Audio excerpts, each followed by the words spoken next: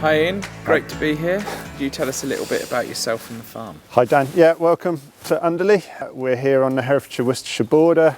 Worcestershire is just beyond the buildings there. We're about 600 acres here, part of a bigger family farming partnership. My cousin farms down in Oxford. He milks about 650 cows on a grazing based system for Waitrose. We then take his beef calves when they're a month old, bring them up here, rear them, graze them, finish them, usually in the shed, and then sell them again to Waitrose. And there's been some changes on your farm over the last 5 to 10 years. Could you tell us a bit about that? Yeah, so probably the biggest change we've made is changing breed. We were traditionally British Blue, which was a fantastic breed for us, but took a lot of finishing, took a lot of grain to finish. We made a decision about 5 years ago to swap to Angus. We also have some black and whites from cousin, but on the whole we're Angus. The Angus have been fantastic. We use far less grain, they're more productive on grass. They seem to fit our system well. The only issue is perhaps the heifer's getting fat a little bit too quickly, but that's something we can manage. So that's probably the biggest change. We've invested a lot in our infrastructure recently, and we've moved to herbal lays. All sorts going on. Are there any changes on the horizon? Are there any things you want to do in the short term? Yeah, there's always changes on the horizon. Our main aim in the short term is nutrient control. Put in a new slurry bag to catch all the dirty water off the yards. We're trying bokashi in our farmyard manure. Trying to reduce our fertiliser best we can. We're about 30% less nitrogen use on the farm than we were 5 years ago. I think we can get that down to 60-70% less for sure. We've always got permanent pastures that I think need a little bit. But yeah, that's the main aim, to reduce that down to zero if we could. So we're stood out here in one of your herbal lay fields. Can you tell us a little bit about that and how it works within the system? Yeah. So we've always had ryegrass and white clover as a mix, and we know that works beautifully well. And then a few years ago we decided to play around with a few other species. And so in here we got a mix of predominantly plantain, chicory, there's some yarrow in here, and then various grasses, white clover, red clover. This was drilled a couple of years ago and has been phenomenal. I mean, last year, as we all know, it was horrendous. Farm was brown, apart from the pockets where we had herbal lays, and the chicory in particular. Got some great photos that I can send to you, but it was all up here, green, even in the middle of summer when everything else was brown, and we managed to keep enough food in front of the cattle. It didn't look particularly appetizing, I must say, but they grew well, they kept growing, and yeah, we came out the end of it delighted that we got herbal lays. So yeah, it's been a very interesting experiment so far, and we've still got a lot to learn, but so far so good.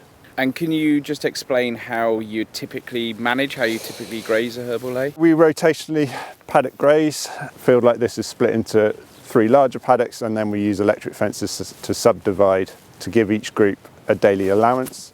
We graze in groups of 100-150 cattle and try and give a daily paddock, sometimes 2 days, depending on the weather. When it's wet, it's the one challenge we found with herbal lays. You've got to be super careful with not poaching and treading and doing all the things we shouldn't do. So if it is going to be wet, we probably pull up a fence, give them 3 or 4 days worth, not push them to graze it too tight, and then come back round next time and graze it a bit tighter. So we haven't had a wet summer with herbal lays yet. That would be a challenge. And how quickly is your rotation? How quickly are you coming back? Depends on the time of year, but realistically in the spring we could be anything as short as 2 weeks, but realistically we aim for about a month through the year. I think if we're too slow to start with, the grass can dominate. So at the start of the spring we'll graze a bit quicker, and then as the grass slowly kind of slows up and everything else takes over, we'll probably stretch it out a little bit then. And you've talked about drought resilience in the summer. Can you sort of quantify to us what else you feel that the herbal lays are doing to the farm?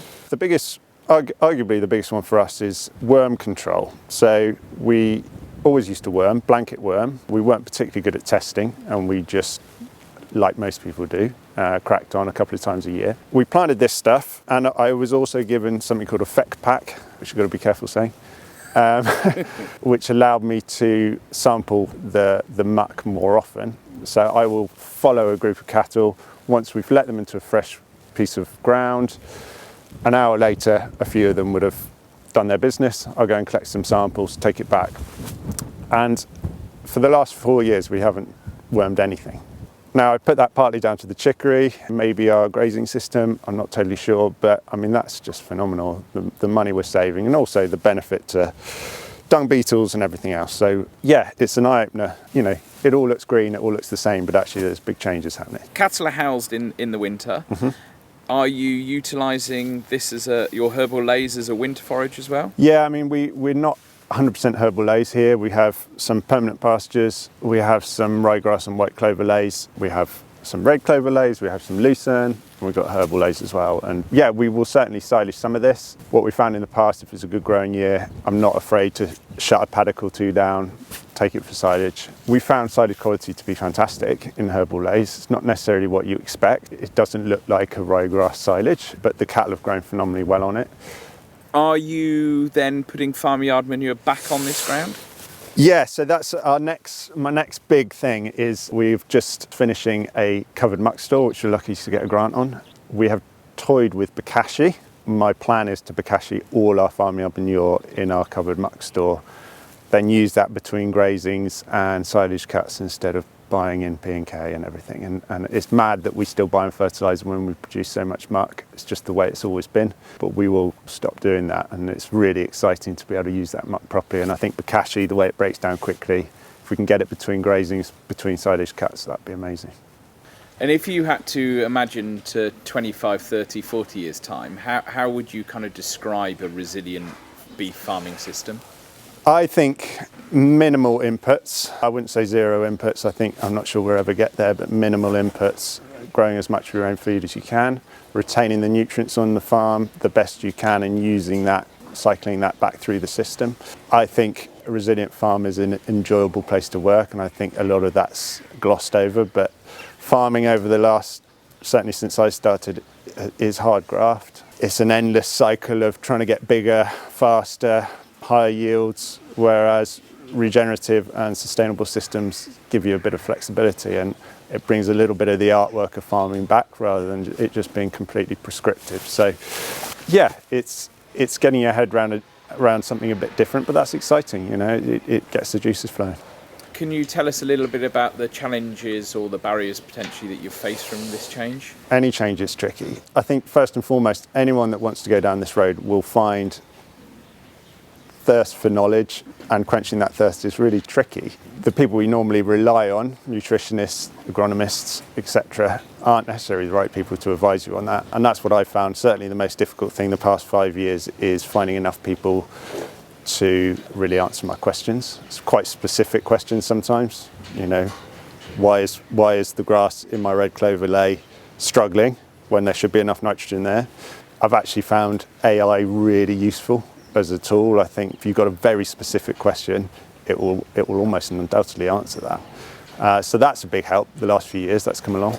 Do you utilise tech and technology, whether that's through equipment, you've mentioned AI, how much do you utilise that within the business? More and more. So worm counts through our effect pack, we plate meter regularly. We were looking at using Rumi, which is a satellite plate metering system.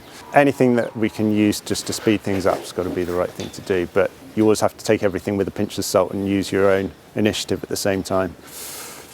Has there been a financial risk to the change? Change always brings risk, but we've not spent very much money in changing our system. We bought a direct drill, but that was a very simple grass direct drill on the grant. I think our part of that was £6,000.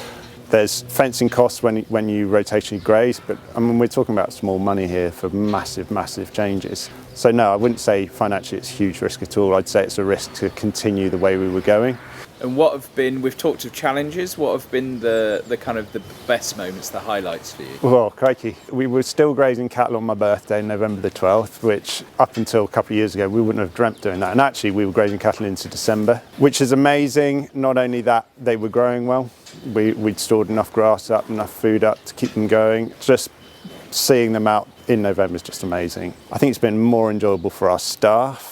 They have more of an interest in what's going on, rather than just being a constant churning out of the same thing every day.